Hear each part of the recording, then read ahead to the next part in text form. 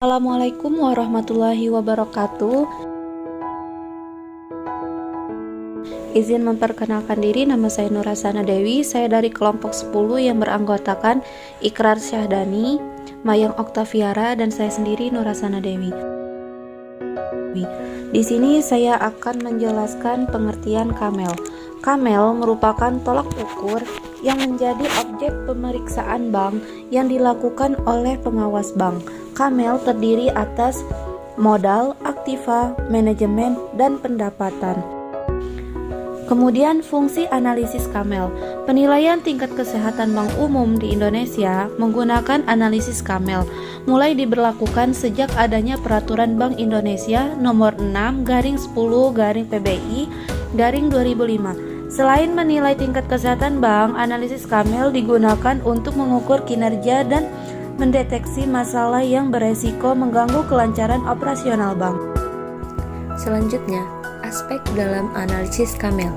Yang pertama, kapital atau modal. Yang kedua, aset atau aktiva. Yang ketiga, manajemen. Yang keempat, earnings atau pendapatan.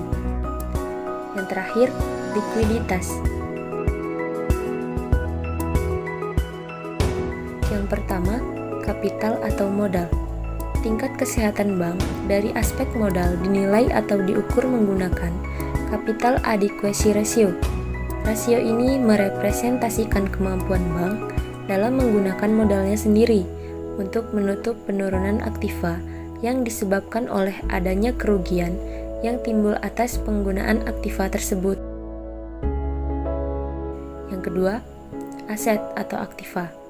Kualitas aktiva yang produktif mencerminkan kinerja keuangan perusahaan perbankan.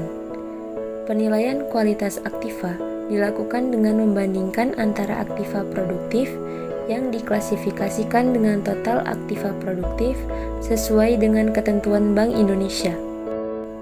Yang ketiga, manajemen.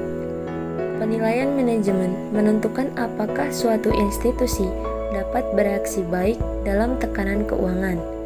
Peringkat komponen ini dicerminkan oleh kemampuan manajemen untuk menunjukkan, mengukur, menjaga, dan mengendalikan risiko kegiatan harian dalam perusahaan. Yang keempat, earnings atau pendapatan. Bank yang sehat tentu akan dilihat dari kemampuannya memperoleh pendapatan berupa laba. Semakin besar laba yang diperoleh menunjukkan bahwa kinerja bank semakin baik dan kondisi keuangannya semakin sehat. Yang terakhir, likuiditas. Aspek likuiditas berkaitan dengan kemampuan bank dalam membayar hutangnya. Semakin mampu suatu bank membayar hutang, maka semakin liquid bank tersebut.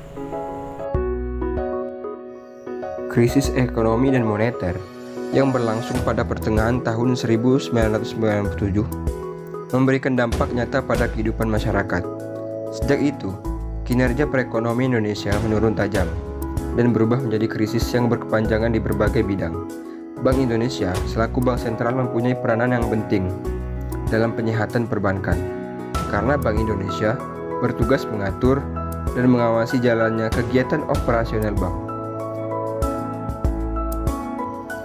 Untuk itu, Bank Indonesia menetapkan suatu ketentuan yang harus dipenuhi dan dilaksanakan oleh lembaga perbankan, yaitu berdasarkan surat keputusan Direksi Bank Indonesia nomor 30/12/Kep/Dir dan surat edaran Bank Indonesia nomor 30/3/UPPB 30 April 1997, yaitu tentang tata cara penilaian tingkat kesehatan Bank Indonesia.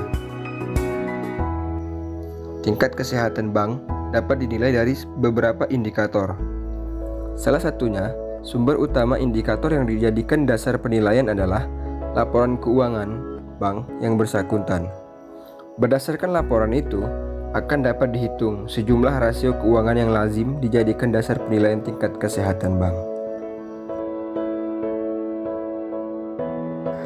Cukup sekian yang dapat kami sampaikan. Terima kasih sudah menonton video ini. Semoga bermanfaat. Assalamualaikum warahmatullahi wabarakatuh.